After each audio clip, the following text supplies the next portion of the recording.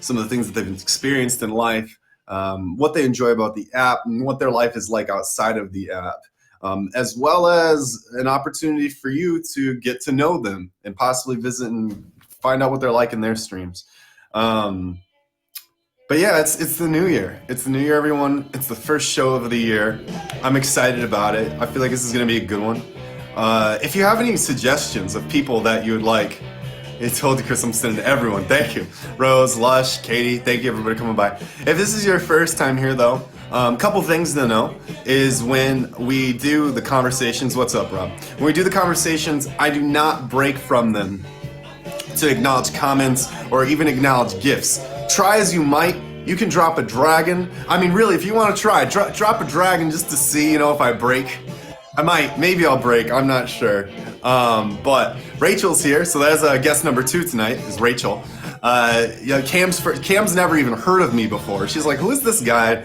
Why is he here? Throughout the week too, I like, yeah, we'll see about that. Stacy, it's good to see you, Stacy. Hey everybody. All right, we're rolling close to getting started at 9:05, so in 2 more minutes, I will do the beginning of show announcements. And after the beginning of the show announcements, we'll go ahead and get right into it. I made you break. Don't play. Ataz, did you make me break? Did you make break? I'm not sure. I can't remember. But please give some favorites to the top 3 right here. We got Wiggles. We've got Dice. We've also got there Miss Danielle. Thank you so much for all the love and the support. What's break mean? What do I mean break? So, someone in the box here, the box up here, having a conversation. I'll be doing an interview with them. And while doing the interview, sometimes people like to play gifts that make a lot of noise so that it interrupts the conversation, or they'll do gifts to try and distract me, catch me off guard. Henley, thank you so much for that. Appreciate that. No, not tonight, Mike. Not tonight, right?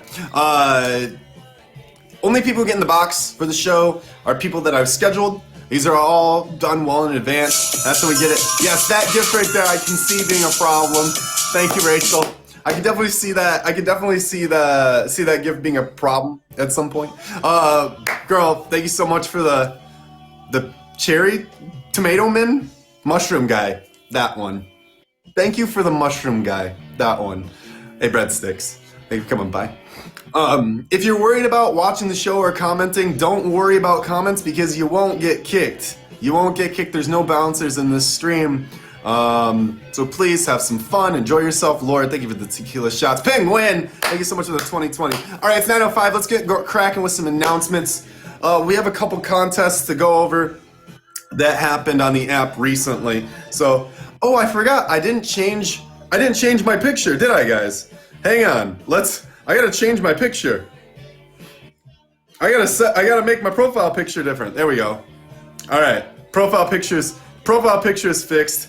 Let me see if it fixes. Like if I get off the app and come back to the app, let me see if it's correct. Okay, yeah, it's good now. So anyone getting onto the app now, it's right now. So thank you. All right, so show pictures up. We're all fixed. It's good now. Contest updates. So there was a couple contests that happened. There was a long running contest, which is the 12 Days of Christmas contest, and we also had the New Year's Eve celebration contest. What's going on, everybody? Now for the New Year's Eve celebration, show some love to your favorite streamers, drop some gifts and all that kind of good stuff on them, and they placed. So it paid out to top 16. Let's congratulate those top 16 real quick. Coming in 16th place was a newcomer, someone I haven't talked about yet or I haven't seen. This person goes by the name of Dax.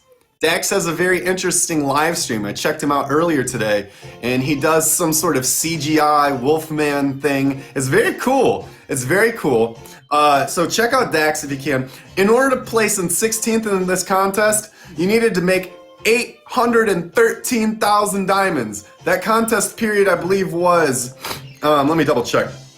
Contest period was from the 27th, I would like to say. Yes, the 27th through the 31st. So 800,000 diamonds in that amount of time is not too shabby. So congratulations to 16th place was Dax. Coming in 15th place was Karina with a cool, this is how close 15 and 16th were. 813,835 diamonds for 15th And it was 227 diamonds. That's literally the difference of dropping some roses. The difference between 15th and 16th place. That's amazing. Some of these contests come really close, you guys.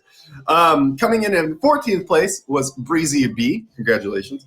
13th, the lovely Abby Scott. We've had her on the show. She's fantastic. Justin, always crushing things. Justin, legend on the app at 967,000. Then we had Chris. Looks like a newcomer. I haven't seen Chris before, so not this Chris even. Not even this Chris. It's a different Chris. This is also a good song.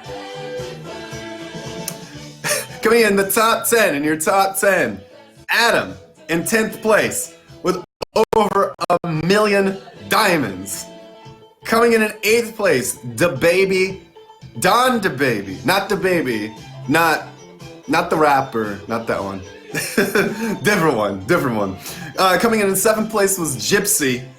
Coming in 6th place, a mover and shaker, someone I'm getting on my radar. Her name's Hanny Moo, and she's a great singer. Definitely someone to start putting on your radar. I don't know, possible badge potential, I think. She's very good, Your top 5 for the New Year's Eve contest, Turk, with an astounding 1,283,000.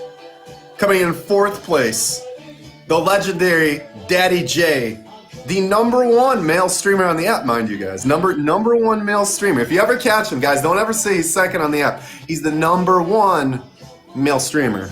It's his title. He wears it with a lot of pride. Coming in 3rd place, the hilarious Trainwreck. He's not a train wreck. He's like a train, but he's got a big heart. So he wouldn't wreck you, but he might be able to. I don't know. Trainwreck coming in at 3rd. 2nd place, our good old friend, longtime friend from across the pond, the one who's always the most lit, the legend, the man, Mr. George, breaking 2 million diamonds in the contest period. And coming in 1st place, the person we all know cannot be dethroned as Queen of Meet Me. The undisputed Holly at a whopping 4,740,000 diamonds in the contest period. Congratulations to those placements. All right, and so there was another bigger contest that happened at the same time. It paid out to 40 streamers, top 20 males, top 20 females. I'm not going to go over all of them, but I will give you your top 10 for the males and the females. Starting with the ladies first. Your top 10 placements. Blah, blah. Blah, blah. Congratulations in your 10th place. In order to get in the top 10 for this one, this was 1,499,000 diamonds. That's a lot of diamonds. It's so many. That's so many diamonds in a contest period. Coming in 9th place, the lovely Olive. Go in there and give her a hard time. She gets very red. She's very nice. Go harass Olive if you ever see her on, everyone. Coming in 8th place, the wonderful SJ, another friend from across the pond. Jessica, coming in 7th place, lovely person. A ton of these people have been on the show. Good friends, good people. The best people, right? The best people? Okay. Coming in 6th place, Shar, charismatic. Another legend from the app. So many legends. 5th place, Karina. 4th place, Christina. 3rd place, top 3 here for the ladies for the Christmas contest. Hovey in 3rd place with 3,311,000 and some change. Coming in 2nd place is Renee with 5,739,000. And of course, in 1st place, you cannot dethrone the Queen of Meet Me, the #1, Miss Holly, who in this holiday contest period managed to gather an astounding 9,526,000. Turk, I said your name twice. Congratulations on both your placements. Congratulations on both your placements, Turk. Nearly 10 million diamonds in that contest period for Holly. Now let's go ahead and go over to the men. We'll go ahead and go over the men, the top 10 for the men. Coming in 10th place, is Chaos Chris. There's another Chris. That's why I did Chris Casper, because there's so many Chris's, and some of the Chris's are VIPs, some of them are top badges, some of them are up-and-comers. There's a lot of good people, right? Chris Chaos coming in 10th place for the gentleman with 1,055,000. That's excellent. That's so many diamonds. 9th place is El Jefe. 8th place, Mr. Tom Dude. 7th place, coming in with Flex Luther. 6th place, Cheesin. Michael, good job. He's almost back to his normal name because in 5th place, the name troll himself, John B, who is, according to this list, Bro Johnny this time. I think last time he was the bro with the ones thing. Yeah. Coming in 4th place is Don Julio. 3rd place, Who's Turk? Who's Turk with 2.848. That's 2,848,000 diamonds in this Christmas holiday contest period. Congratulations, Turk. Daddy J rolling in 2nd place with 3,681,000 and taking that number 1 spot. The man, the myth, the legend, the guy who will never come on this show, who said it to my face. George. George with 4,830,000 diamonds. Good job. Congratulations to all those contest winners. You guys definitely are excellent streamers and do a fantastic job. Cannot be disputed. A few other announcements of things that are on the app if you haven't seen or tried them out. There's the next date feature, which looks like this. And we're gonna get out of it because it's only gonna be 2 seconds before someone pops in there. So it's gonna look like that. It's gonna put you in a date area. Now, in order to access next date, you have to be bronze level 1 or higher. In it, you can shoot your shot. You could possibly find your next date. You could troll some people or just have a good laugh. Personally, I think next date is one of the funniest things I've ever seen. It's potentially better than something that's intentionally funny. You could pay to see a comedy film, or you could watch Next Date. It's the best. It's good stuff. Streaming from a desktop is now possible. You can also watch live streams from your desktop now. So if any of you have ever tried or thought, hey, you know, I'm on my computer, I really wish I could do this live thing. You have the opportunity to do it from your desktop now. Check it out. It's a good thing. All right. Other updates. Guest viewer levels. So you can see these levels. You can see the 41 and the 27. How do you level up? By watching streams. Watch streams. Drop some gifts. You can make your viewer level go up. Get access to exclusive gifts. And ball out, right? Thank you so much for that. You can ball out. It's a good time. It's good. All right, and finally, the last announcement, something very special and very cool, which is relevant to what we'll do tonight. You can now gift people who are in the box. So let's say tonight you see someone and we're having the conversation, we're doing the interview, and you think, wow, this person's great, and I would love to give them a gift, but I don't know when I'll be able to catch them live, or I just love them so much that I wish I could give them a gift right now. You can. Because anyone who's in the box, you can tap on their screen, and instead of being prompted by their profile, you'll get some options. And one of the options is to give a gift. So I recommend trying it. I recommend trying showing some love. You control your favorite streamer by dropping a dragon in the box. How good is that? Saltiness could ensue, but that's the fun part, right? Right. No. So, all right, cool. On that note, everyone, thanks for visiting Suited Up. We're going to get going with our guests. If this is your first time here, this is an interview-style show where we do updates. We talk to movers and shakers on the app, top badges, VIPs. If someone's coming up, if someone has an interesting story or something that is worth sharing on the app, I try and find them, and I do my best to have them showcase and tell their story in the #1 slot on Meet Me. Guys, every week this show is featured and locked right in that #1 spot, so you cannot miss it. It means the world that you come and tune in every week. On that note, Mr. Dice, I met this gentleman, our first guest tonight, if you want to go and request that box, met this gentleman a couple weeks ago, and I had to say, it was in a random battle that I found him. And we just got to talking, and sometimes that's how some of the best friendships start. Is just through a random battle, hitting that instant battle, and then from there, Just seeing where it goes. So, ladies and gentlemen, please welcome our first guest tonight, VIP, an excellent human being, the one and the only Mr. Dice. Hey, brother. Cheerio. Cheers, brother. Cheerio. How are you? I'm doing, mate. I'm doing amazing, mate. How are you? I'm doing very well. Now, this is very spicy because I don't know that I've ever had an Australian on the show before. Well, no, you gotta go back to geography and realize that I'm actually. Oh, bloody hell, that's loud. Oh, no. Um, You're not from Australia. Time out, time out, time out, time out. That sounds like my Australian accent, which is a bad version of a British accent. You're from the UK. Forgive me. I, I'm very poor with my accents, and they bleed together. And so I heard yours. I was like, oh, that's clearly an Australian accent when I try and do it. But I'm well, spoiling. cheerio. Cheers. I'm spoiling things. So, Dice, can you please introduce yourself, say where you're from, all that kind of good stuff? Well, I'm originally from the UK. I'm a British brat.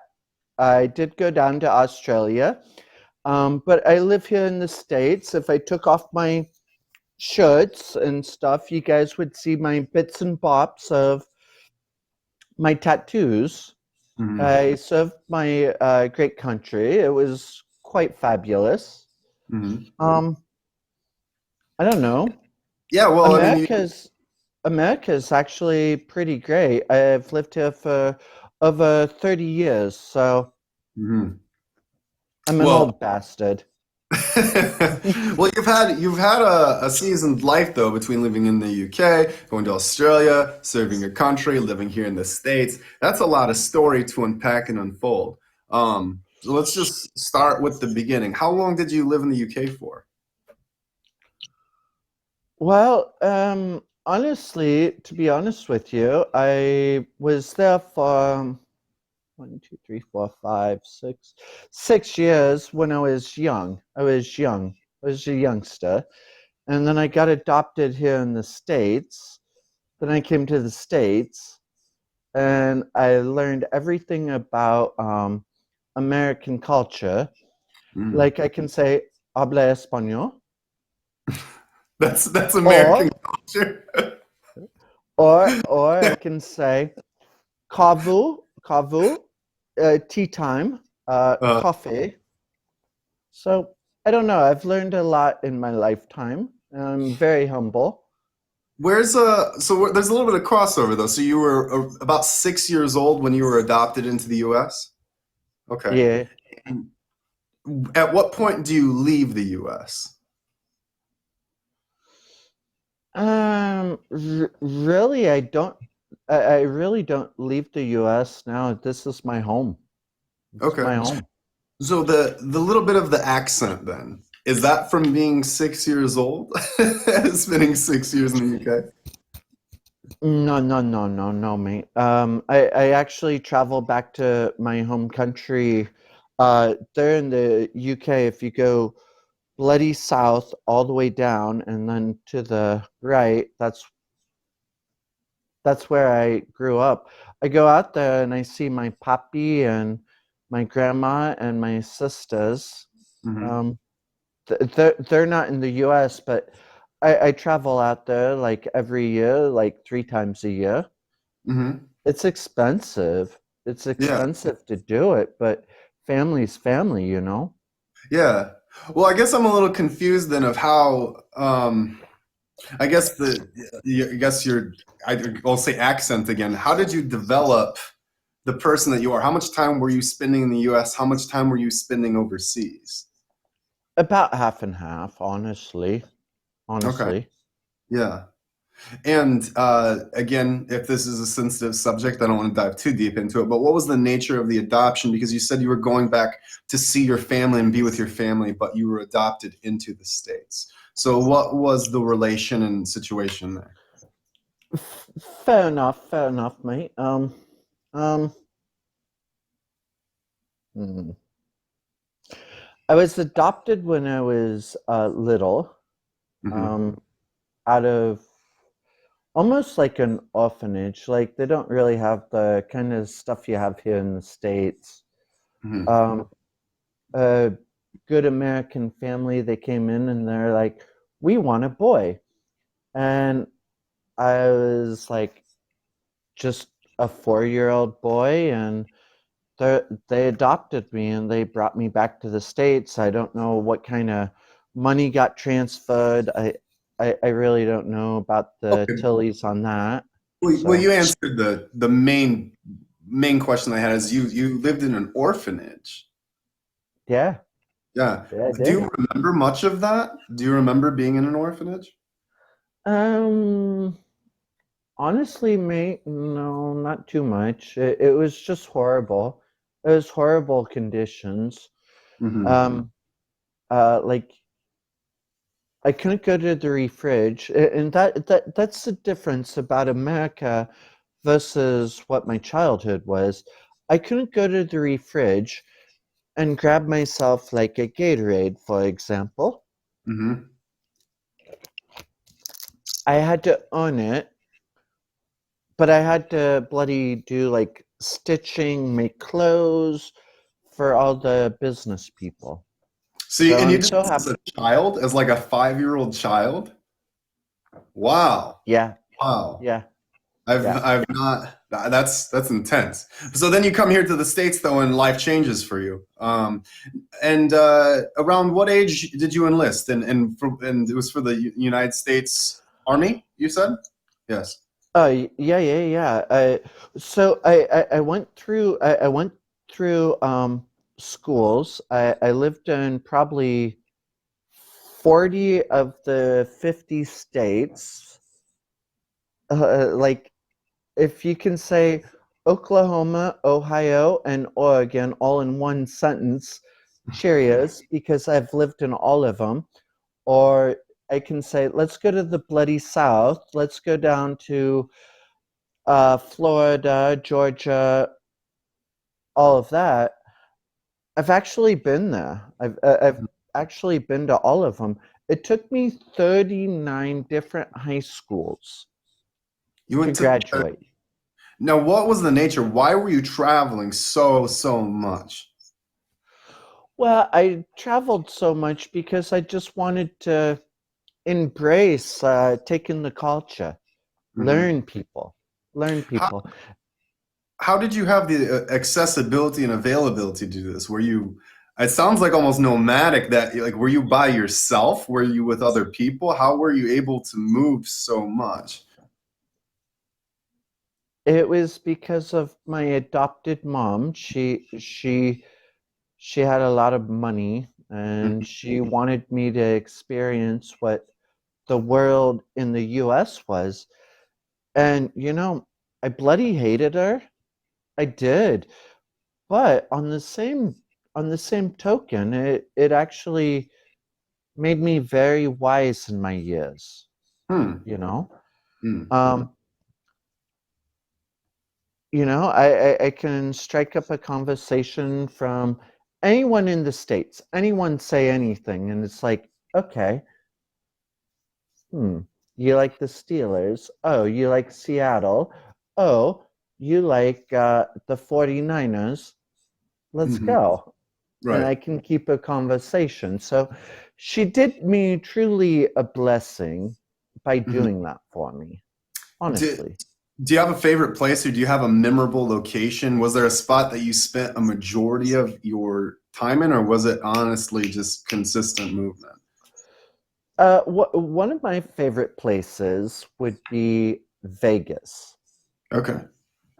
of all places. Like, I'm the crazy bloke that will jump up front row seats, sit on the roller coaster and ride it face first, and get your grill or teeth or whatever full Yes. of Full of bugs and bugs. And everything. I'm like, hell yeah, let's go, let's go. Yeah. That's great, uh, man. so Well, so go ahead. no, no, go ahead, go ahead, go ahead. Oh no, it's bloody fun. It's bloody fun. Mhm. People don't understand me. It's like, where do you get your accent from? And I'm like, well, have you ever been to Wales? Have you ever kissed the Blarney Stone? Oh, wait, I got a little bit of Scottish in me too. Have you Hmm. ever been to Australia? No. Hmm. So, so Interesting. people, so people can't really figure me out, and it's cool. Mhm. Well, let's talk about your time in the service. So, your childhood was definitely interesting. We could spend an entire conversation going over that. I'm interested to know about the time that you served. So, what age were you when you enlisted in the military? Or, I'm sorry, it was the Army, correct? Right. Cheerio, cheerio. Yes. So I came from a big family, and we had four sisters and two brothers, me being the second youngest. Mm. And I realized that my mom and pop couldn't pay for all of us to go to college. So I decided to go to college. I went to Akron University in Ohio. Check it out. You guys all check it out. Talk to me about that. University of Akron. I ended up obtaining my bachelor's degree and then going and getting my master's degree. But Hmm. in it, I incurred this huge, huge debt. It was like $180,000. And I'm like, bloody hell, how am I going to pay for this? True, true story. And so I saw they had this Army recruiter office, and I'm like, I'm just going to go in there. You're not going to recruit me. I'm going to sit down in your chair and I'm going to tell you what I want to do. So what I did was I did that, and they're like, what do you want to do? What do you want to do? I'm like, pay for college, Hmm. pay for college. And they're like, well, how about you pass a couple background checks? I'm like, yeah, but I'm coming into your office. I'm sitting down in this chair. Let me just get my college paid for. So anyway, long story short, I decided that I enjoyed being a military cop, which Hmm. I'm pretty much hated at in all branches of the service. They hate me. They Hmm. bloody hate me, but they'd sit in a sandbox with me for sure. How, MPs how are long not like how long were you a military policeman for? 12 years. Wow, that's a long time. And is that what took you to Australia? Excellent. So Ditto. let's take two birds with one stone here and talk about your time in Australia while also being a military policeman. So what was your experience in Australia? It's bloody hot, and it's bloody hot. It's just Mhm. bloody hot there. I went there when it was like desert time, and like I don't know, like in the States it's different. Like if I want to mail a package, I can just go and mail a package, but they have these different islands there, and it's like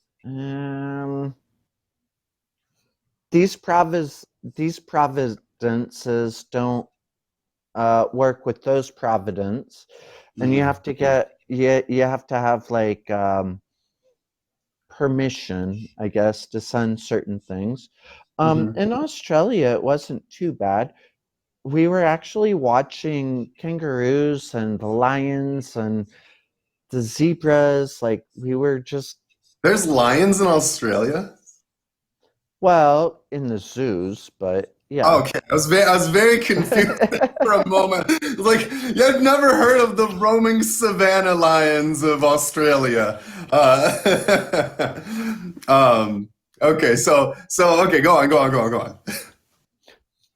All right, but like if you take Australia and then you put it to like Afghanistan, if anyone on his stream has a fear of spiders, let me tell you, the one thing you don't ever want to wake up to is a fucking camel spider that's about this big, and Yes, you just want to shoot the bloody bastard because it might be in your sleeping bag. right. I've heard of these camel spiders. Did you have an encounter with one? Yeah. Did, Yeah. did you? Was it? Well, No, you say go. again. Well, did you have an Exactly. experience? Did you have an experience with the camel spider, like in your sleeping bag, or or something Uh, close? oh, mates, they fucked with me hardcore. They actually put a camel spider right where I'd lay my head on my pilly, and I put my feet in there, and it was shaving cream, and I'm like, what the fuck is this? And then this fucking giant ass spider out of nowhere dropped right in front of my face, and I'm like, fuck you, fuck you, fuck you, fuck you, fuck you, fuck off. Yeah. Sorry for the language, but yeah, it was scary.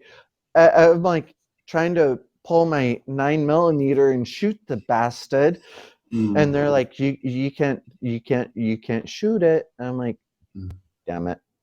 So that's just paying attention to time here. I'd like to kind of cruise a little bit along and talk about how you got started on Meet Me.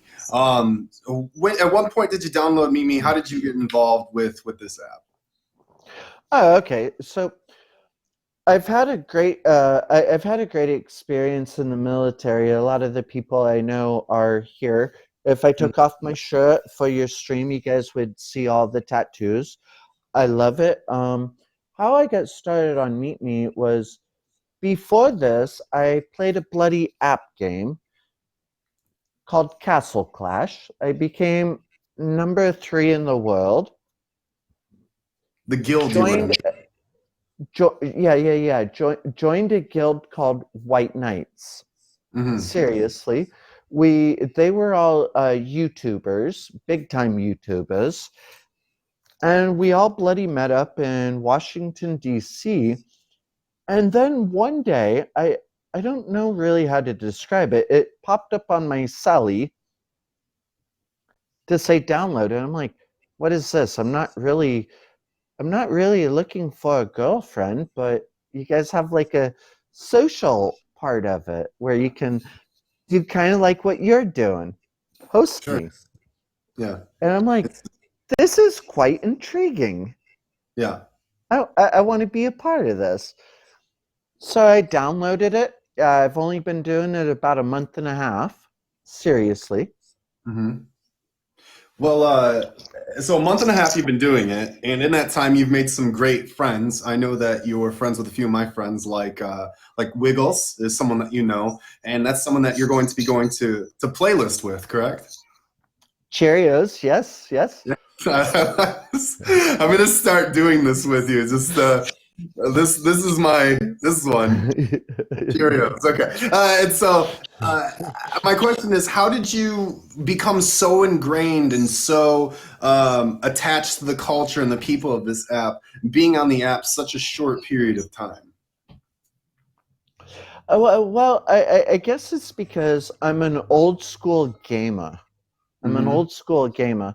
I built my computer from the ground up. I'm old enough when most of the people that are viewing, I would say, you guys didn't know what the internet was. Do you remember AOL? Hmm. AOL. You know what I'm saying, mate? Yeah, yeah, yeah. AOL.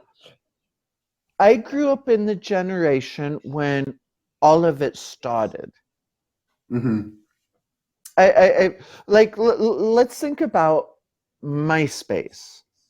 Uh-huh. Where'd that go? How does this connect back to how you've become so connected with everyone on the app? Is there a connection in this part of the story, or? There is a connection. Okay, There is a I'm on the connection. edge of my seat. Okay, so you had a bad dial-up connection in AOL. And it was back in the day when you're like Right. hang up. So what I ended up doing was I started taking a pen and paper and starting writing down people that I would genuinely connect with, and I'm like, we got to do something. We got to do something. And you guys figured out how to do it. You guys connected technology with millennials, with young people that actually get it. And I'm like, brilliant. Really cool. Ah. So, if tell me if I'm understanding correctly. So, the way you've gotten so interested in and invested in Meet Me is based on what your experience was prior with the internet, how poor of quality of like communication, socialization, all that was, and now seeing how easy and fluid it is using something like a platform like Meet Me. It's attractive to you. Very attractive. I mean, technology. If I asked you to stream right now, if they knew what the Dewey Decimal System was, probably most of them would probably go, "Hell no, I don't know what that means," because they all have it in this. Mm-hmm. Right. I can literally just and done. Yeah. And I think it's quite amazing how far technology went from dial-up to where it's at now. And hey, I might be old, but I can still party like the rest of you mates. Mm-hmm. You know And what I mean? speaking of, you'll be at Playlist. So are you looking forward to that? And if so, what about Playlist are you looking forward to? Oh, Jiminy Pete's. Uh, you're not 39. Hold on. Sorry, I'm reading the You're comments fine. too. So Playlist. What are you looking forward to the most about that? Throwing Wiggles in the fucking pool because he has a pool in his house and he still won't do the challenge of jumping in the pool. Okay, so you want to see Mr. Wiggles in a pool? Is what I'm getting from that? Okay. Well, I'm paying attention to the time here, Dyson, and we're kind of starting to cut tight here. So I'd like to throw this last portion to you. I always end every conversation the same way. Is there anything that you're passionate about? Anything that that's important to you that you'd like to talk about? Go over, maybe let the people out there know about you. Two things. Two Sure. things, mate. All right, so I'm gonna get my happy ass up. Here's one of the most important things to me is I have a child who is autistic. Yeah, see, you guys see that. I have a child who's autistic that takes up a lot of my time. The other thing I'm passionate about is people like you that actually inspire me. You inspire me. You know why? You're young. You know everything. Thank you for that. I appreciate that. You're young. You have a drive like I don't have. Maybe 20 years ago, I might have had. But I'm inspired by the younger generation with what this app is and where it's going and the technologies. I'm inspired by good people. You know what I mean? Mm-hmm. It's Yeah. an inspiration. It's an inspiration just to sit in your stream and not do anything and just see the way you move it, progress it, whatever. Thank you. That's really nice of you. Is that affecting your own live streams? Because I do know that you go live yourself. Is that, or not myself, but in just the platform or the people on it, help push you or inspire you to want to do things differently in your own lives? Well, definitely, it definitely sets like a standard in a sense where, hey, you don't want to see a black screen. Right. It's like, okay, that's like watching glue dry. Mm-hmm.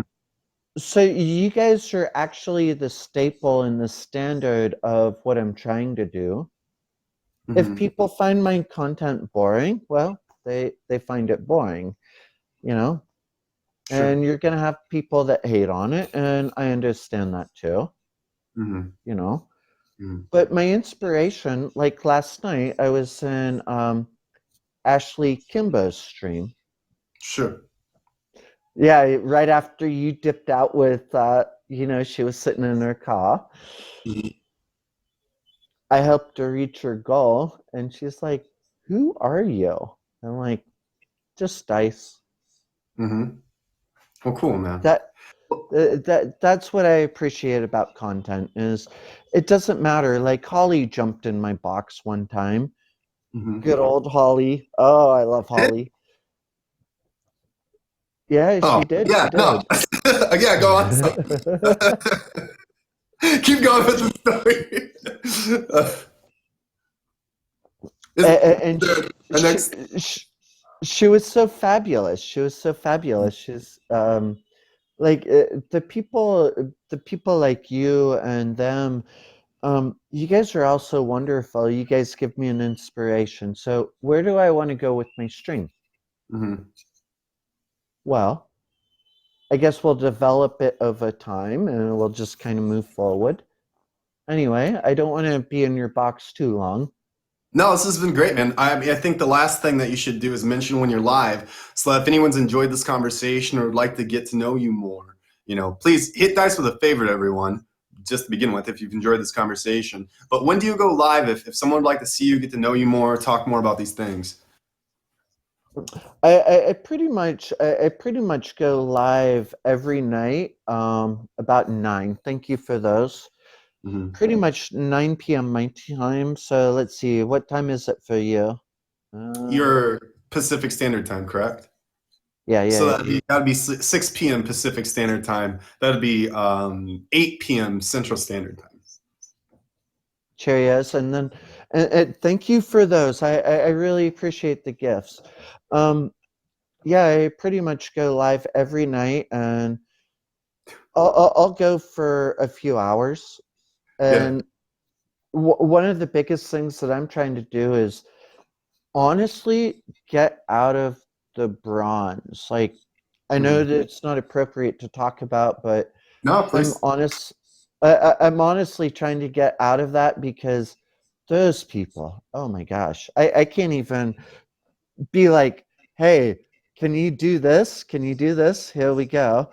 Hold Hmm. on, I'm gonna do something. If yes, all right, Chris Casper, I'm gonna steal your show for a moment. Love you, mate. Start guessing. Let's What's go. oh, I was really confused. Oh, Thank, oh. thank you very much. What is very confused what was happening. Anytime someone says something bold like I'm going to steal your show for a moment, uh, I have to prepare myself for what's about to happen. So you never know. Thank you. Very nice. All right, so Dice, you go live at 9 p.m. 9 p.m. I'm sorry. God, what time you said? 6 p.m. Pacific Standard Time, 9 p.m. So this is typically the time that you're live. Yes. Perfect. Cheerios. Yeah, yeah. Excellent. All right, Dice. I've had a great time talking with you. I apologize for getting confused there. Thank you so much for coming on the show tonight. It's been great talking with you. It's been an honor, mate. It's been an honor. Thank you for having me as a guest on your show. Well, you've got a lot of things that we can talk about, a lot of things that we can unpack, and I'm really happy that we got to scratch the surface, so that if anyone else would like to know about you Oh, or 3, talk 4. with They're doing it, and it's bloody small to see. 5. Excellent. I don't know. All right, 4. four. That's my number. That's my number. All right, Dice. Thank you so much for coming on. It's great to see you. Cheerios, mate. We'll Yeah. we'll link up again. Cheers. Yes. I'll talk to you soon, man. Thank you. All right, everyone. So that was Dice, ex-military police, world traveler, been to Australia, UK, US, all around the world. Thank you, brother. If you've enjoyed that conversation, please give them a favorite. Are they still rolling those dice? Yes, they are. They All right, are. so I guess we'll leave dice there. Okay, there we go. All right, thank you, Dice. All right, that was Dice, everyone. You may be wondering, hey, why is Chris not acknowledging these gifts? Why is he not acknowledging the comments? I've been saying hello to him. Doesn't he see me? Doesn't he care? I do. I promise you I do. I know I'm very rude, and the reason for that is during these conversations, I don't stop them to acknowledge any gifts. But I do appreciate it and I do see it. And thank you, Dice. Thank you, Barbie. Thank you, Rachel, so much. Speaking of Rachel, Our next guest tonight is live. She's in color. She's actually an amputee, and we're helping her. And this is helping her to get mobile again. So we're bringing her on the show. No, she's not. She's not. But she did endure a heck of an injury recently. And it was through crazy circumstances, which you'll find out soon here. All right, ladies and gentlemen, our second guest tonight, the one and the only, the absolutely fabulous Miss Rachel in color. Oh my God, How are you doing, hi. Rachel? I'm It's gonna good pee to see you. myself. I'm so nervous. No. Did you take your 2 shots? Oh my God, yes, I did. You did? And I'm on pain medicine, so it's like great. It's a great little combination. I Yeah. don't recommend it, you know. It's running through the system. It's running. Yeah. Yeah. I gotta be honest. That wasn't what I was worried about tonight. What I was worried is that we could fit your hair in the frame. I know. I was like, I this didn't is know so that we- close. What the hell? I'm like trying to reach No, this. I need to clarify, everyone. She's not an amputee. I exaggerate her injury often. Yeah, I have we'll a talk broken about it. ankle, but it's not like. She has a broken ankle. She was saving a ship. A ship was sinking into an ocean, and she jumped. Yes, I was running from the cops, you know. It's great. that's exactly what she's definitely the type. All right, Rachel. For those who haven't had the privilege or the blessing of, and you're still drinking, blessing of meeting you, will you please introduce yourself, say where you're from, all that kind of good stuff. Okay, so my name's Rachel. I'm from Kentucky. I'm 24 years old. I've been on Meet Me for like a year and a half now. So it's been a little while. I've taken some breaks here and there, but overall I've been pretty consistent. But, And you're here now. You're doing this. Yeah, I'm here now. So Rachel, you're from Kentucky. Yeah. How do you like Kentucky? I feel like most people have an opinion or thought about what Kentucky's like. What's life like in Kentucky for you? Okay, so I live in like the big city of Kentucky. But I'm like 20 minutes from any horse farm you could go to. Like my dad has a horse farm. So like whenever I feel like I need to cleanse, you can it's easy to go to like the wilderness. Does that make sense? Like fields. Like you're so close to it no matter where you are. And I like that. Yeah. And so I'll go there and like pet the horses. There's like a huge bar scene here. There's like drag shows, like all kinds of cool things. Yes. I'm like blushing so hard. It's perfect. I'm like, all right. Now. Let's do the chronological cookie cutter style interview, and then that way it's super easy. Yeah, we're gonna just do the very basic cookie cutter interview. And so this is the secret. Anyone who watches this show frequently knows that if I'm gonna do my cookie cutter interview, it starts off like this. So Rachel, will you tell us what were you like in high school? Oh my God. So, Oh my God, Baker. Okay, so I was a very emo kid. Like I was like your typical like just emo mess. Like I dyed my hair black against my parents' permission. I like listened to My Chemical Romance and The Used edgy. and like so edgy, right? And I was very rebellious, and I think it's because like I was homeschooled and put in public school for my high school career, so I was very like unhinged and yeah. how long were you homeschooled for? I was homeschooled for my freshman year, and then part of my junior year I was homeschooled. And then I also went to high schools. Like I never went to the same high school, so I went to high school in Indiana and then Texas for the years that I was in public school.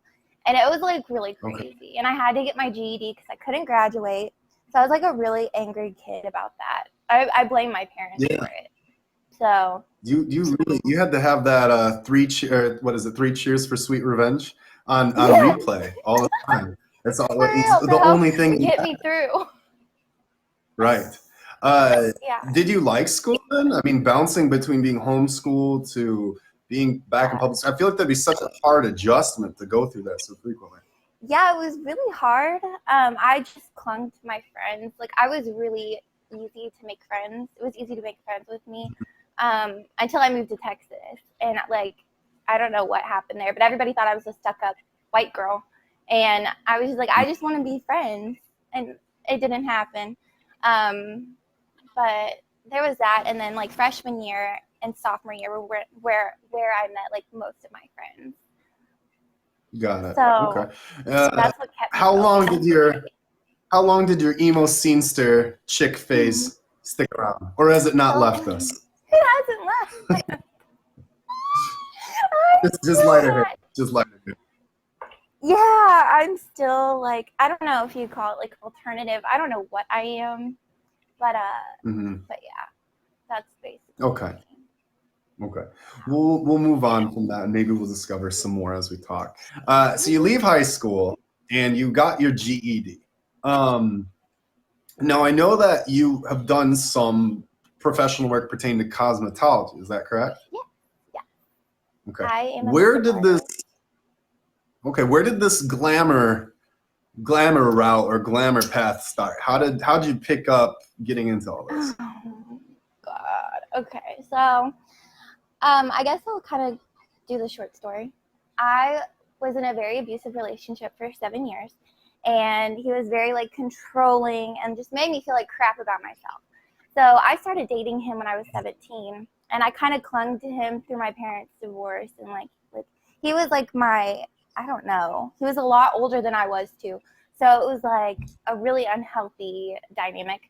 But anyway, I kind of started getting into makeup around whenever we moved back to Kentucky from Texas, because I was sick and tired of like not feeling good about myself. And I was like, well, makeup makes people pretty, so I'm gonna do it. So I started watching like YouTube tutorials and doing my makeup. And I worked at a place called Nordstrom Rack, which is just like a customer service job. And I would just ring people up all the time, and they would be like, wow, your makeup's so pretty. Like, you should do makeup on other people. Like, do you do makeup on other people? And I was like, no. And I kept thinking about it, and I was like, you know what? Like, I should do that. And so I started to like making other people feel beautiful, because I remember how much it helped me. And that's kind of where it started when I was like 19-ish, 18, 19 years old. And then it skyrocketed. Can we unpack that just a little bit about this self-discovery, almost like refining, gaining this confidence in yourself journey that you had? Because I think there's other people who can relate or be helped with this type of conversation. I guess just even if you have to think it out loud, what was that process like for you of gaining confidence that, I feel like I can do this makeup or cosmetology thing well, or I can help other people? How did that all take shape for you? How did it take shape? Honestly, it really didn't completely take shape until I got out of that relationship. And then I felt like I could breathe, and I felt like I was my own person. And I will say that one thing: if you have somebody toxic in your life, they're 100% holding you back, and you need to get rid of them, because you are never going to be able to find yourself if you are stuck in one spot. It's just not going to happen. And that was maybe a year ago, no, almost 2 years ago, that I left him. And my career took off. I started, getting my social media started, and that's when it really took off. But I will say, having just, even if they're strangers and they would compliment me or they would encourage me, I like held that to my heart. So like, guys, don't be like afraid to compliment people just for fun. Like, just do it. I promise you, like, it'll change their whole entire life. So yeah, I will say that's one thing. Just like from strangers, it helped. Yeah. I think that can uplift anyone if it's appropriate and it's done the right setting. Yeah, absolutely. How do you take the plunge? How do you end up making it a career path? You said you were doing customer service work. You built up and you had the confidence. Okay, I'm going to take this risk. How did you do it? Well, I was super lucky, because one day the Nordstrom Rack that I worked at was super close to a MAC Cosmetics. If you guys don't know, it's like a huge makeup brand. It was my dream to work there. That was like my end all be all, was to work for MAC. And one of the artists came in. She worked at the MAC, and she'd been working there for like 12 years. she came in and she was like, have you ever thought about working for MAC? And at this point, I'd been working at Nordstrom Rack for about 2 years. And she was like, every time I come in here, you have the best customer service and your makeup is always so beautiful. Like, you should come bring in your resume. And I'm going to be honest, I didn't do it because I was so nervous and I was so scared. And I was like, oh, like, no. And I was still in that relationship. I was like, no, there's no way you're going to get it. Like, you're not going to get it. And one day I went into that MAC counter and she was like, where is your resume? It had been like 6 months and I thought she'd forgotten about me. She's like, where the hell is your resume? She's like, do I have to like hunt you down for it? And so I finally brought it in and they hired me. Well, I had the interview, of course. And then they hired me. And I was like, oh my God. It was amazing. So that's how it kind of aligned and I got the job. Yeah. And do you still do that to this day? No. See, I worked at the same counter for 3 years. I worked at the same MAC.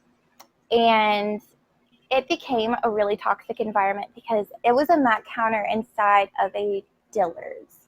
So the Dillard's management didn't really have anything to do with us, but they were so rude and mean to us. They treated us like shit. So finally I left, and then everyone else at the counter left when I left. And it was really hard because I'd been at that counter since it opened. But I was like, I'm miserable going into work. It's not worth it anymore. All of my clients pretty much have me come to them and do their makeup now because they hate coming into there. So, like, what's the point? Like, I'm crossing the Indiana Bridge every day to go to this job. Like, it's not, you know. So, yeah. That happened. That's a good one. Yeah. Okay. And did you end up starting your own freelance or doing things independently? Yeah. So, I do a lot of work for photographers, weddings, things like that. And nothing like too crazy, but I do dabble here and there. So, okay. Yeah. How does Meet Me end up playing into all of this? When in your journey do you say, "Hey, this thing, I'm downloading it"? How does that happen? Well, okay. When I was younger, when I was like maybe 19, I would watch You Now a ton, and I would watch it all the time, and I thought it was so cool that people had this confidence to get on camera. And I know, they suck. I hate You Now. Anyways, don't go there. Voldemort. We'll call it Voldemort. Anyways, but yeah, I was like, wow, that's crazy. I watched it for like a whole year before I gathered up the energy to actually go on broadcast. And I did it on You Now, or Voldemort at first. And then Lauren from Meet Me, she found me and she messaged me and she recruited me. She was like, you need to come to Meet Me. And I was like, okay, if you say so. And I remember my first stream. Oh my God, it was so embarrassing. She put me on trending, but I didn't know what that meant. And I had so many people coming in. And this is from me when I was streaming. I had like 10 people at most in my stream. I had hundreds of people in my stream. Somebody gave me a sports card. I was like, ugh. And he was like, wow, what a waste of my money. And I was like, I'm so sorry. Yeah. Oh my God. Anyway, I'm not even going to say thank you. But different now. Yeah. Yeah, that was crazy. And then I loved it. Like, I have met so many people through here that I just love and adore. And I think it's so crazy. Like, because I used to be on the other side. I used to be a viewer. And, like, I don't know. I just like knowing how two sides feel. It's really cool. Can you please expand on this a little bit? There's this reoccurring trend or theme of you having this confidence issue of like, I don't feel certain. Even when you first got in the box to do the show, you're like, I'm so nervous. I'm doing shit. Like, I felt nervous to apply to do the makeup. I felt nervous about school. You know, I felt nervous about the live stream. So, do you feel like you have figured out a way to overcome your anxiousness, or you've become comfortable being uncomfortable? How have you consistently gotten over this hurdle of doing things that you are anxious about? I haven't always been that way.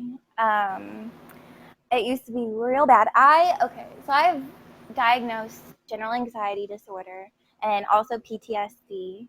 And I think a lot of that plays, oh my God, I think a lot of that plays into my insecurity or like my anxiety. And I just tell myself that it'll be okay. And like, it's just the first part sucks. Like the first step is always the hardest, and then it gets easier, and then it's fine. But it's always the first step that's the hardest for me. And I think for a lot of people, the first step is terrifying, no matter what it is. But you get over it, you get through it, and then I have all these amazing people who support me, and then I see this, and I'm like, oh shit, like it's okay, I'm fine, I'm not dead. Yeah. Like, oh my God, you guys should have seen me during surgery. I was a freaking mess, but yeah. it got. So you've been able to stream a lot recently, and that's due to an injury. Can you tell us a little bit about that? Oh, okay. It's a very cool story, and I think it's worth sharing. I really should have thought of a fake story. Okay. So I was playing with my dog, and I was actually getting ready for an interview to go. I was about to head out the door. Shut up. I was about to head out the door and go to an interview for a makeup job that they'd been, calling me quite a bit. And I was like, okay. And I got my foot stuck in a vacuum cleaner cord, and I got all twisted up in it, and I tried to get my balance because I was falling and I lost my balance. And so I went and I stepped out, and I stepped on a Mike's Hard Lemonade bottle, and my foot went boom. It twisted underneath me, and then I fell on top of my foot, I guess at the worst possible angle, and I was stuck between the vacuum cleaner and the wall. And then I tried to get up again, and I heard more cracks, and yeah. And yeah, it was really embarrassing. So you lost the fight to a bottle and a vacuum. Yes, and my dog. I blame my dog a little bit, but he's too cute. I couldn't. But okay. Oh my God, when I told the paramedics, because I got an ambulance. My little sister called an ambulance because she's like, I don't know what the fuck to do. We have stairs. I can't get you up these fucking stairs. Sorry, my language. And we get there, and the paramedics are giving me. They don't think it's that bad. So they're joking with me. They see this girl in full makeup, full hair done, crying on the floor. And and I'm like, help me, something's out of place. I was like, something's wrong. I'm crying and screaming. And they were giving me crap. They were joking with me the whole time. And I'm like, are you serious right now? I told them, I was like, oh my God, wait, do you think that the emergency people are the doctors are going to think I'm a little bitch? I'm like, I just I fell from a vacuum. So I'm like, oh, they don't think it's that bad. So it's not that bad. And they were like, what are you going to do? Stomp out of here? And I'm like, oh. So I kind of want to tell them hey, it really messed my shit up. Yeah. All right. As we move into our last portion here, we talked a little bit about what your experience has been on Meet Me. But can you elaborate and expand a little bit more? What have some of the relationships been like, or is there anything that you're looking forward to? What do you do in your live streams? I know one of the first times that I ever spent time in your live stream, we did Mad Libs, which was pretty fun. So can you just kind of, well, we were leaving that part out. But yes, it was adult Mad Libs, yes. Yes. But go for it, yeah. Okay, well, sometimes we do prank calls. Sometimes we do just talking to each other. It's never really planned what we do in my streams. I like to think that I'm very funny, and some people think I'm funny. So I like to be just you can be yourself here, and you don't have to worry about what anybody thinks or what I think. And the relationships, I've met some very close people. They're all pretty much here right now, and it really means a lot to me. What else? I've caught a couple catfishes that are still my top supporters. They were a girl, and then I exposed them, and now they're a dude, and they still come to my stream. Some of them don't. Can you share one of those stories? I mean, if you feel like this is a safe place, or it's fine. Yeah, it's totally safe. I won't name any names. So there was this one person, and she would come in all the time, and she would say a lot of inappropriate comments to me, oh my God, da da da da da da. I write in my diary about you, and all this stuff. You look so hot, things like that. At first it was girl power, and then it just got weird and creepy. And one day we were on another app, and it was another video chatting app, but we were doing it because you can have like multiple people on the screen. And we had it set to where when you enter, you automatically get put in the box.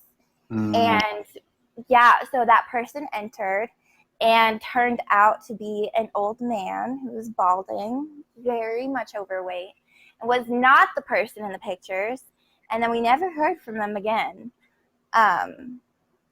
Yeah, that was crazy because it was weird because at first I was like, oh my God, like I don't care how they feel. Like that must have been so embarrassing, you know, because at first I was still thinking of them as that person. You know? And then I was like, wait, that's really creepy and it's not okay to use someone else's pictures.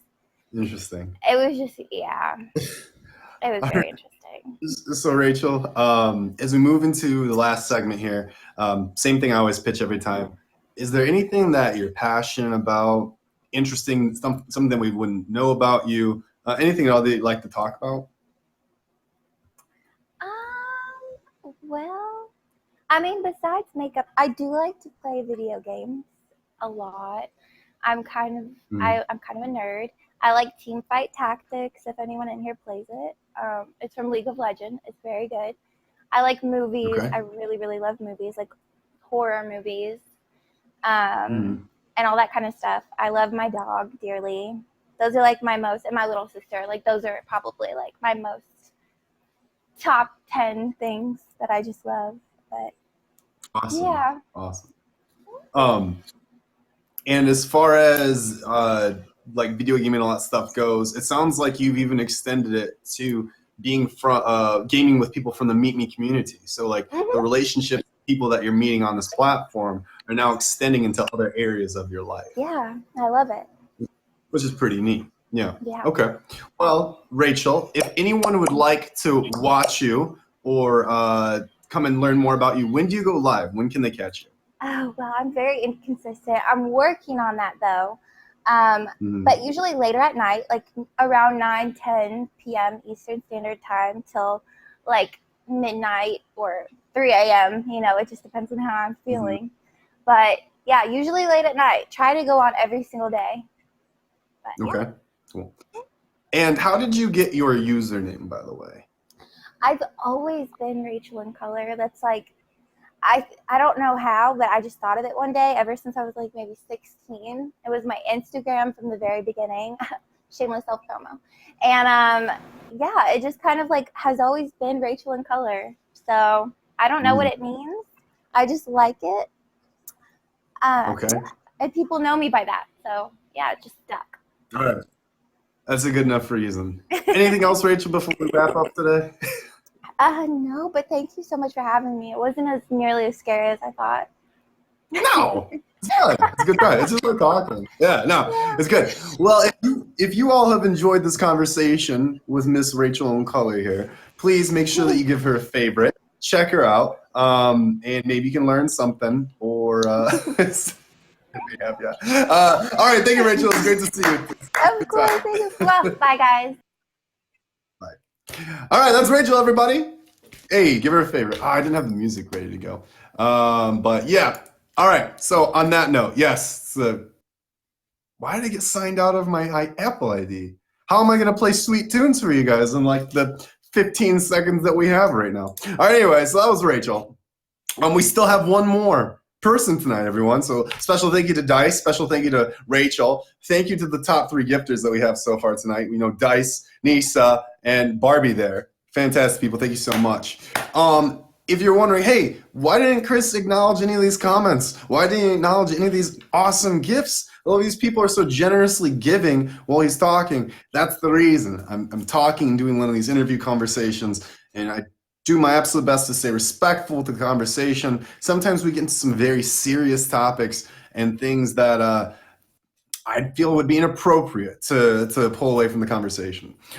So on that note, we have one more guest tonight. This gentleman is someone very special to me. The first time I met him, I thought he was somebody else, and maybe we can talk about that a little bit later. But ladies and gentlemen, please welcome our third and final guest of the night, the one and only Mr. Penguin, CEO. Penguin! What is good, my guy? It's good to see you, brother. How are you? First off, you already know I'm going to take charge just like old Dice Man here.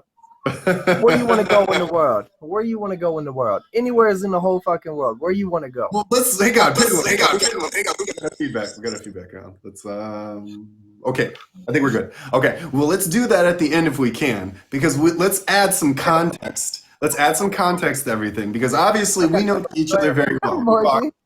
We talk very often, but not everyone here has had the opportunity to meet you, and I think this is an excellent time for them to have an opportunity to favor you and find out more about you. So, for those who've not met you before, Penguin, will you please say who you are, where you're from, all that kind of good stuff? All right, so my name's James.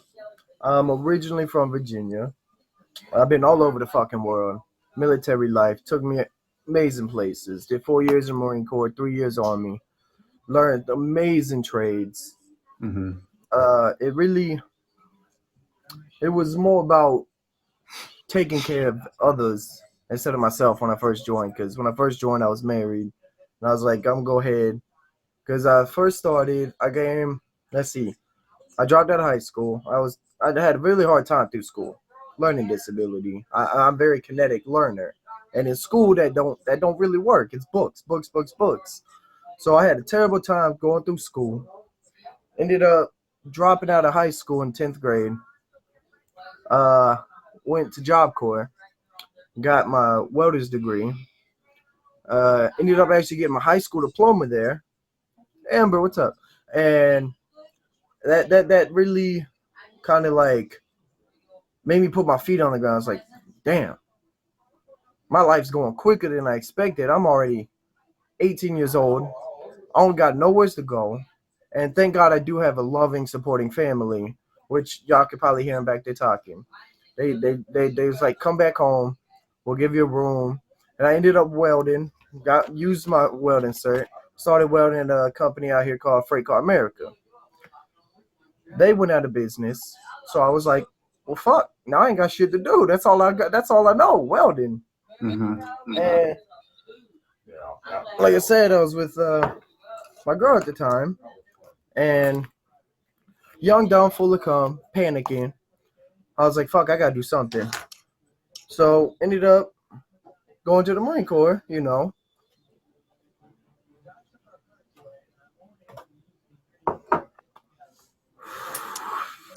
You go. So I got some smoke about it. You know it. So did that, did my 4 years, tried to get out, tried to get a job. That fell through again. And I tried to go back into the Marines, and they told me maybe a year till I could re-up for the Marine Corps. So I was like, fuck, dude, I need this paycheck. Like, I need to support. And walked across the hallway to the Army recruiter cat, and he was like, let me tell you what the Army can do for you. No, knock that shit off, dude. I just got out the Marines. Just give me the paper, let me sign, let me go work. Okay. Before we get too far into that, I would like for you to talk about your experience in the Marines, because in our prior conversations, you spoke very highly about the experiences and places that you traveled. So just give us some information, insight about that. I'll put it to you this way. For a lot of you younger cats in here that feel like y'all ain't got nowhere to go, you ain't got nothing going for you, join it. Do at least 4 years. Let's see what it can do for your life.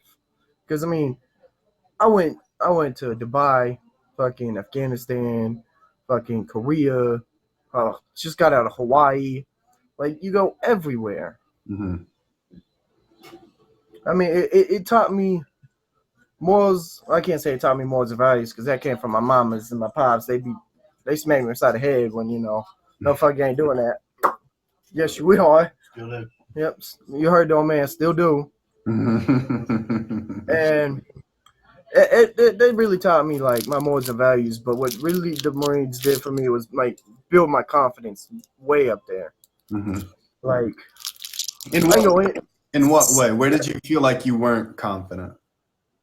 Like, I was shy talking to people.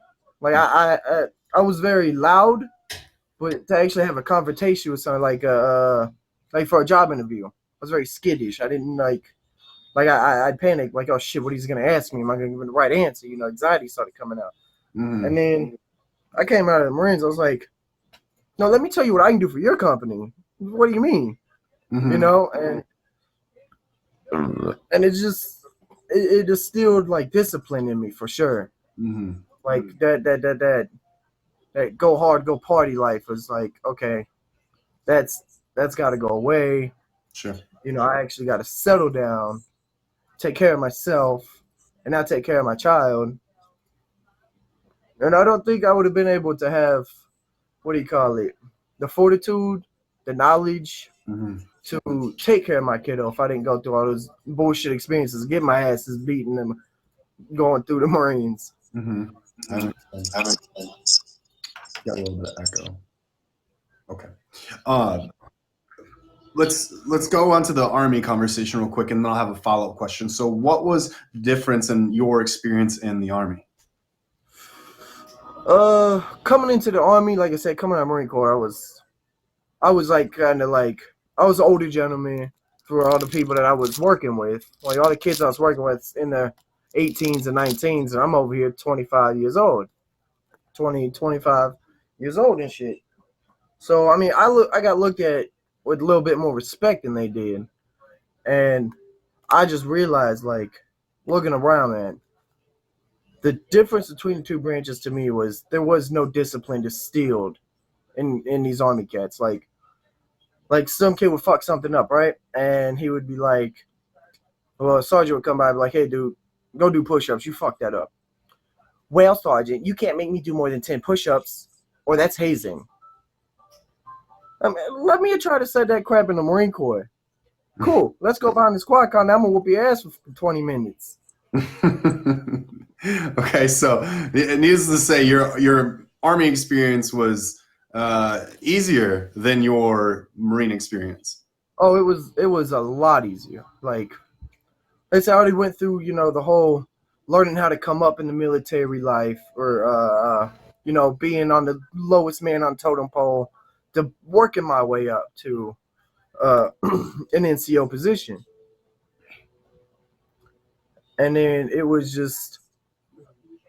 a lot easier, probably simply just for that fact, because I had already been through all that crap. You know, I knew what to expect.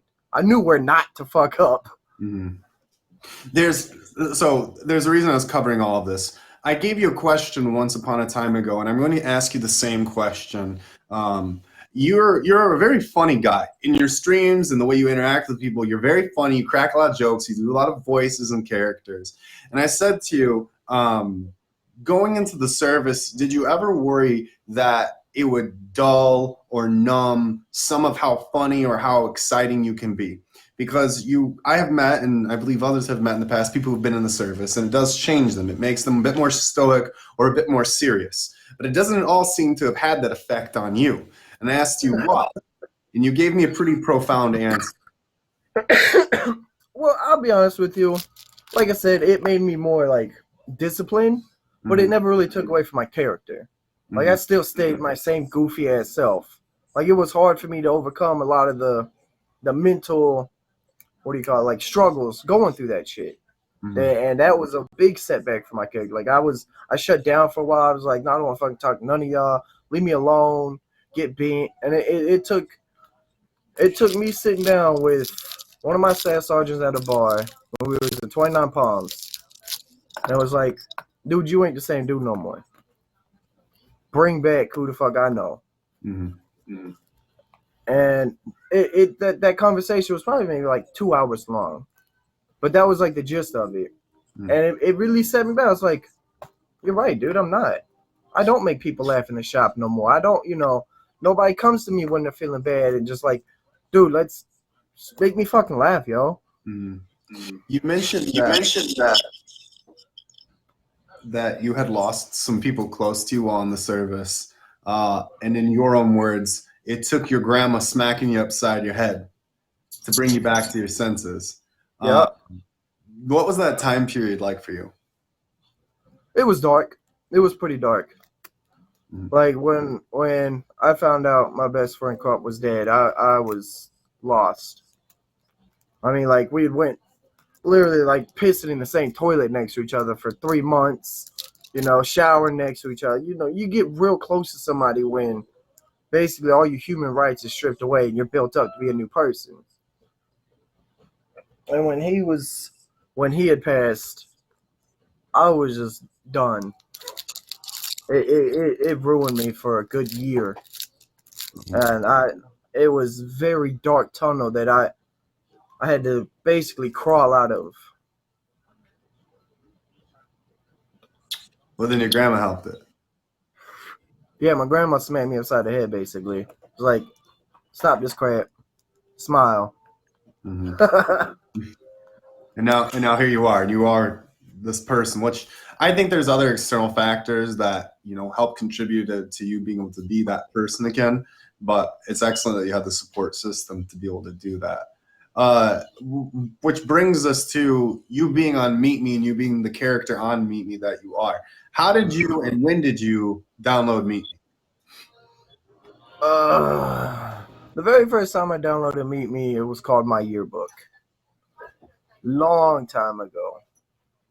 And one of my friends had shown me when I was out at Bridgeport. It's a very cold place. I was like, look at this.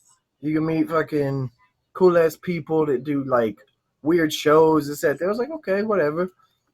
And no, that was way before streaming came out. And so I dabbled with it a little bit, and then I just kind of fell off. And then I came back to Meet Me probably 3 years ago, right after it started the streaming thing. Mm-hmm.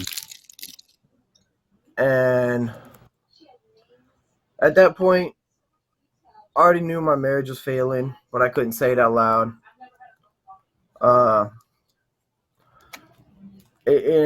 it was just more of like looking for, what's up, Amani? It was more of like looking for new people in my life to talk to, get me out of that dark relationship that I was in. And ended up actually like helping out a lot. Mm-hmm. Because I'd sit here and just pretend to be somebody completely different, and get away from reality for a while and that my dark relationship at times. And I don't know, it was just making other people smile and laugh kind of helped me get through all that crap that woman had put me through. And I didn't even realize, even my mom and dad, my brothers, everybody told me this woman was toxic for me, this, that, the other. I ignored them, which was stupid on my part. Mm-hmm. And then I say that sentence and I look back, it's like, no, it's not, because I have my beautiful daughter. Something great came from it. Mm-hmm. And that's really where I started. And then I gotten some hate when people found out, oh, you're married, this, that, that. I was like, never said I wasn't, But, and it ruined me for a little bit on the app. And I was like, okay, I'm going to be gone from it. I had to go training. And then I came back and I was like, fuck it, let's start up again. Mm-hmm. So here we are. And you've had ended your marriage, and you seem to be in a better place, happier about it. Much better place.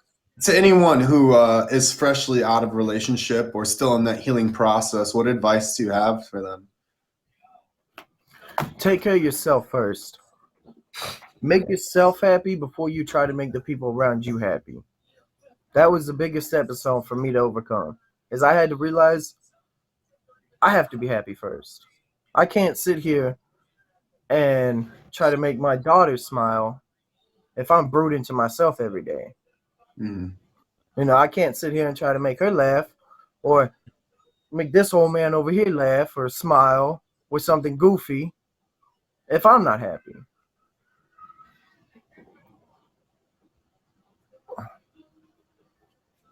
You have to have some self-reflection and realize what you came through, and you don't want that shit in your life no more. Mm-hmm. And once you realize, okay, I'm past that crap, then you have to make yourself happy. Mm-hmm. Excellent.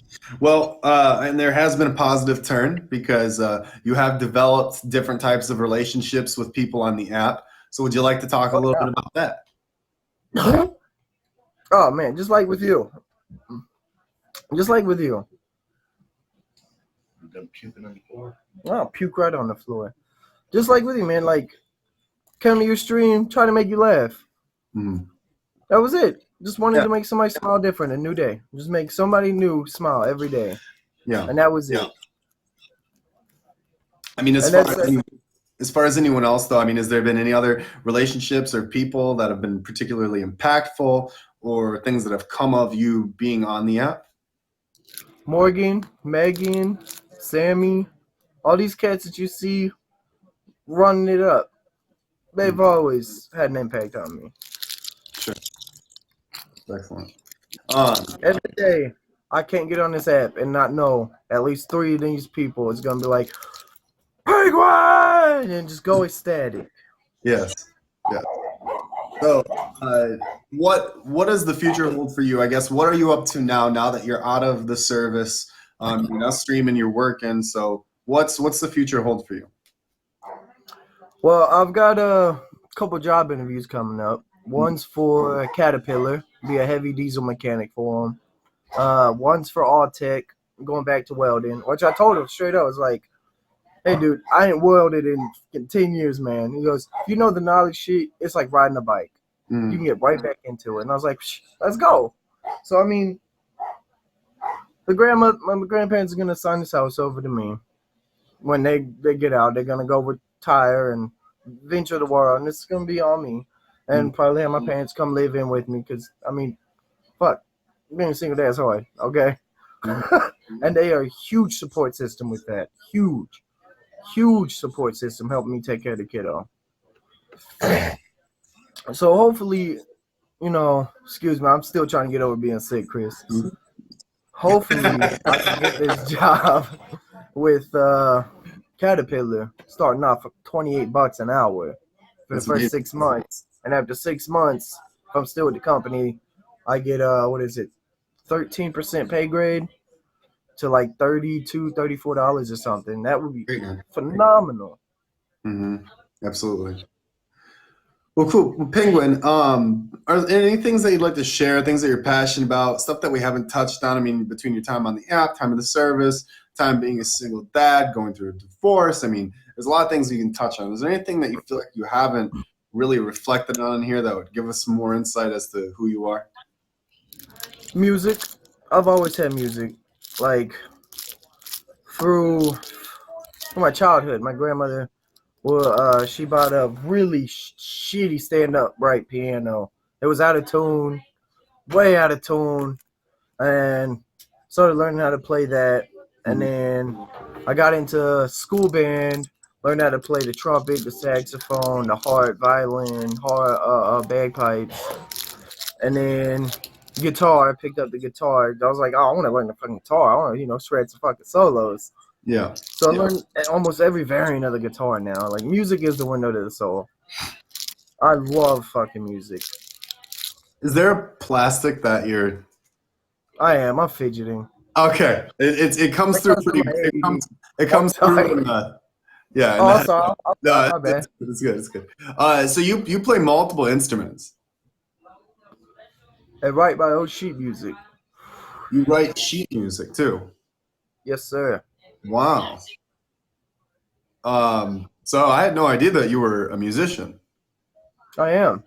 That's amazing. And also, as you know, I love to make people laugh, so I've come up with a few alternate personalities. You do. I'm hesitant to have you do any of them right now. I'll keep it clean if you want me to. I'm hesitant. This is the first time I met you. I thought you were a woman. The camera wasn't on you, and I was really surprised. You do a mean. I mean, you do a mean one. If you close your eyes.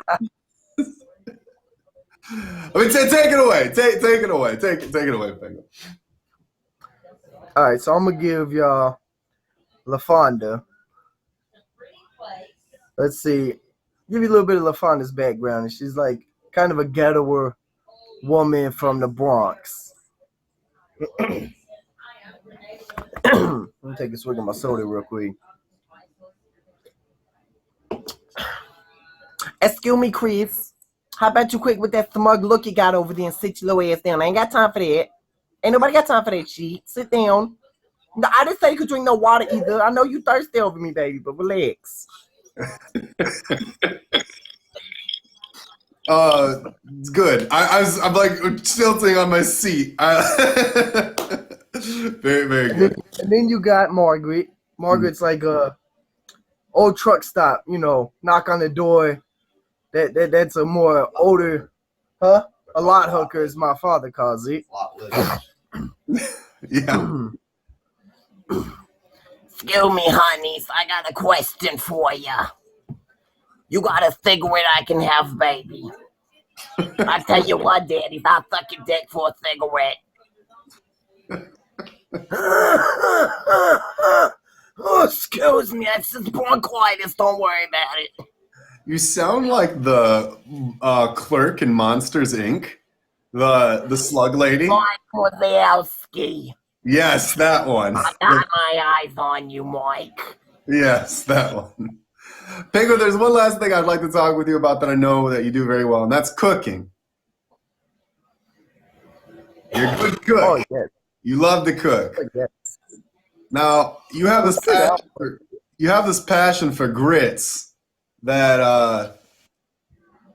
you have this passion for grits. I love it. Just tell us what are grits for no one who's ever had grits. What are grits? Okay, grits is like a fine starch, and you can make them yourself, which is pretty fucking hard. Or you get the store-bought shit. You just put it in water, boil them about 320 degrees for about 7-8 minutes. Let it come up to a nice, feel. And then you can put butters in it. It depends on how you like your grits, salty or sugar. You add to taste. That's not what you cook it. Okay, then I'm gonna make some collard greens. Salty collard greens. I ain't from the north. We don't put sugar in the collard greens. You put salt in there. You keep your hand log in the middle. Let it stew up. Put some bacon in there. Chop up some fresh bacon. Throw it in there. I like my grits creamy. You like Southern cooking, period, don't you? Oh yeah.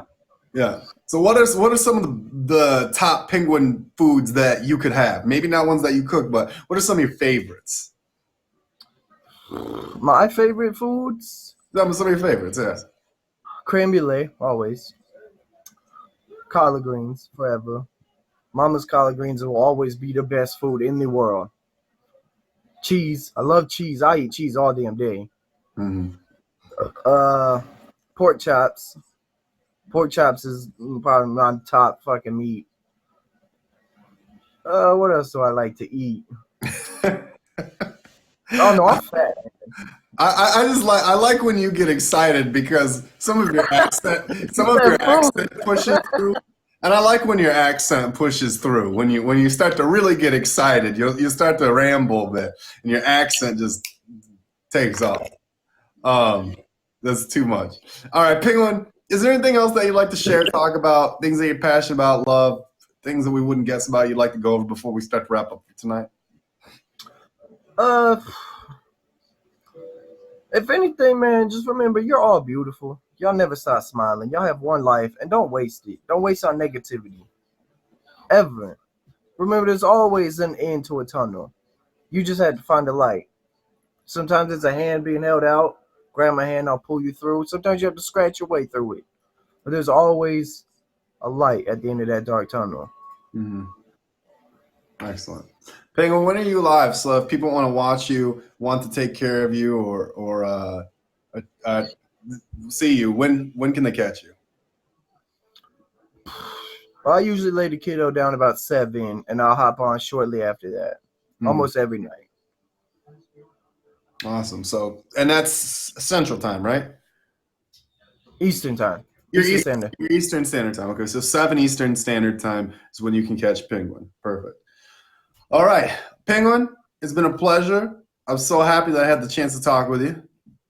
Always. Yes. I got a question for you now, Chris. Okay. Where would you go anywhere in the world? Huh. So I have a thing, and it's it's not about where it's at, it's who it's with. So if I couldn't take anyone with me, it really wouldn't Okay. matter. I probably wouldn't care to go. But if I Number could one go, place. but if I could go with somebody that I cared about or someone that I knew, I'd say something like Australia, the UK, Easter Islands, New Zealand, something like that. That would probably be something that I would say. Okay. So we're going to Australia, and you're flying on Penguin Airlines.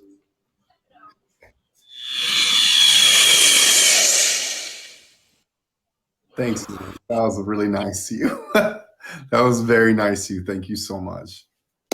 Thank you very much, dude. Guys, if you like Penguin, if you've enjoyed this conversation, please give him a favor. He's an absolute treasure. I restricted some of his humor tonight because he's a funny guy. I don't want. I play things so safe on here.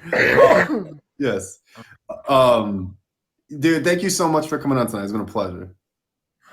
Oh, thank you guys for having me. This was fun. This is a lot of fun. Penguin, everybody. Thank you so much for coming on tonight. Y'all stay amazing. Much love. Thank you. All right. Always. So, for anyone just tuning in, thank you so much for watching tonight. My name's Chris. I do this every week. Questions about why don't I have bouncers? It's so that there's not any red. I find that for someone just entering the wild world of streaming, seeing the people in red and seeing people getting kicked can be slightly intimidating. I feel as though that it's very infrequent that we get someone that is that far across the line, and when we do get something like that, I just bounce them myself. It's not happening at such a high volume or rate that I feel like other people have to take care of it. So on that note, that's suited up for tonight. A big special thank you to Dice, a huge special thank you to Rachel, and a big huge special thank you to our boy Penguin. Please visit any of those streamers. Highly recommend them. They're fantastic, wonderful, kind-hearted people. Show next week, be the same time, 9 p.m. Eastern Standard Time, Wednesday. Come in, check out my Instagram. I post ahead of time who's going to be on the show every Tuesday. And then sometimes leading up in my own stream, I announce it. So if you guys are ever interested in talking or hanging out, the other streams are much more interactive. This one runs a little bit differently because it's done interview style. So thank you so much, everyone, for coming on.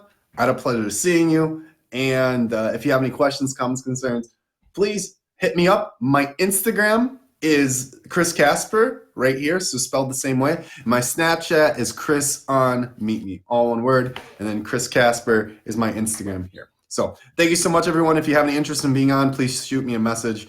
Much love, and I'll see you guys next time. All right, bye, guys.